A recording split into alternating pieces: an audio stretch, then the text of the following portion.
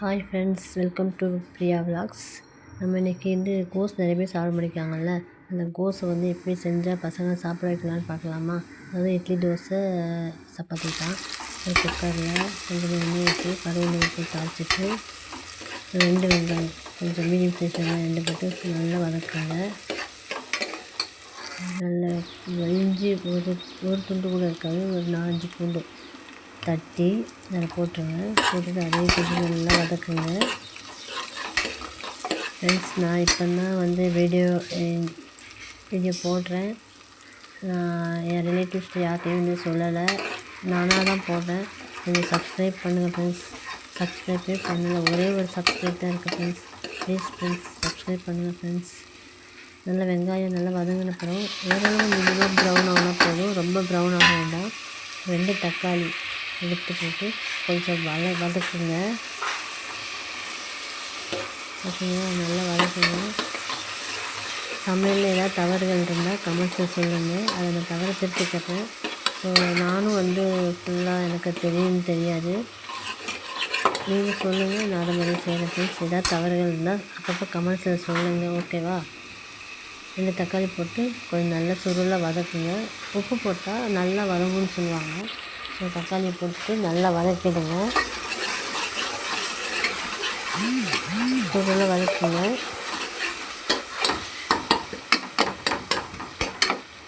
அதுக்கப்புறம் ஒரு 3 ஸ்பூன் நான் காட்டுற பாருங்கள், அந்த ஸ்பூனுக்கு 3 ஸ்பூன் மல்லித்தூள் போட்டுக்கோங்க. நான் வீட்டில் அரைச்ச மல்லித்தூள் தான், கொஞ்சம் எல்லாம் சேர்ந்தே அரைச்சி வச்சுருப்பேன். இந்த ஸ்பூனுக்கு 2 ஸ்பூன் மிளகாத்தூள், தனி மிளகாத்தூள், அதுவும் நான் வீட்டில் அரைச்சி வச்சுருக்கேன், அதையும் போட்டேன்.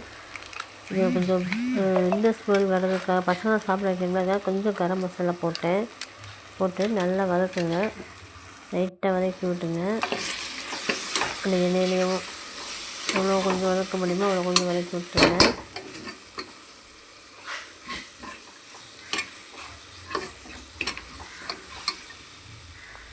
வதக்கிட்டு நம்ம வச்சு கோஸு, அது ஒரு 350 கிராம் இருக்கும், 350 கிராம் இருக்கும் ஃப்ரெண்ட்ஸ். அதையும் போட்டுடுங்க.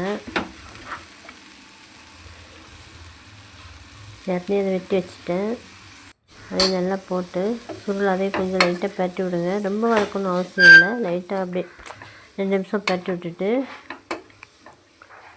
கொஞ்சம் தண்ணி ஊற்றுங்க.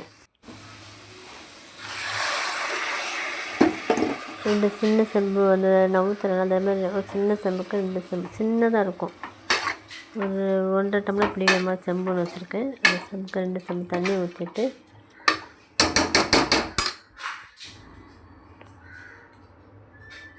குக்கர் விசில் போடுங்க.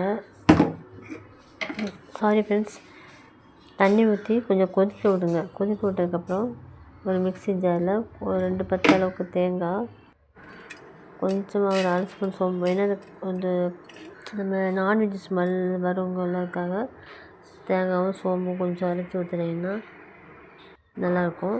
ஸோ 2 பத்து தான், அதாவது கொஞ்சம் சின்னதாக 2 பத்து எடுத்துக்கிட்டேன், கொஞ்சம் சோம்பு எடுத்துக்கிட்டேன். அதையும் போட்டு நல்லா அடிச்சிடுங்க. அடித்து அதை கொதிக்கிறதுல அதிலே ஊற்றிட்டு கொஞ்சம் மிக்ஸி ஜார்லேயும் கொஞ்சம் தண்ணியை கலந்து அதையும் இந்த தண்ணியை ஊற்றிட்டேன். அதுக்கப்புறம் 2 விசில் தான் விட்டேன், கரெக்டாக 2 விசில் தான் விட்டேன். பசங்க சாப்பிட்டாங்க. பாப்பாவுக்கும் தம்பிக்கும் இன்றைக்கி ஸ்கூலு, அதாவது 10th 12th ஸ்பெஷல் கிளாஸ் பண்ணி வச்சுருக்காங்க. ரசம் சாதமும் மீன் மேக்கரையும் வறுத்து கொடுத்துட்டேன். காலையில் சாப்பாடு வடிச்சிட்டேன், ரசம், மீன் மேக்கர் பொரியல், மீன் மேக்கர் சிக்கன் 60 போட்டு வறுத்து வச்சுட்டேன். அப்புறம் கோஸ் போட்டு வச்சுருக்கேன். கோஸ் அந்த கறி குழம்பு வச்சு தோசை வச்சுக்கிட்டேன். Thank you friends.